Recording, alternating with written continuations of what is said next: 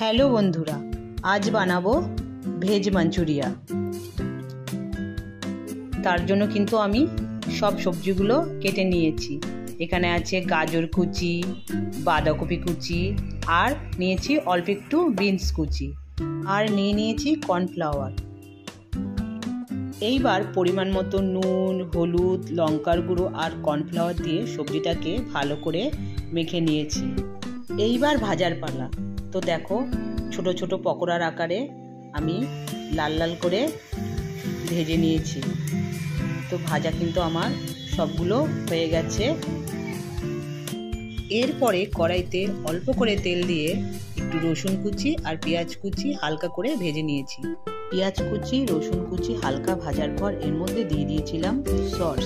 এর মধ্যে আছে red chilli sauce, green chilli sauce, tomato sauce আর সয়া সস দিয়ে ভালো করে ভেজে তার মধ্যে দিয়ে দিয়েছিলাম ভেজে রাখা পকোড়াগুলো। তো দেখো, আমার কিন্তু মাঞ্চুরিয়া হয়ে গেছে। এটা কিন্তু খেতে খুব টেস্টি হয়েছিল। তো কেমন লাগলো আমার ভিডিওটা কমেন্ট করে জানিও।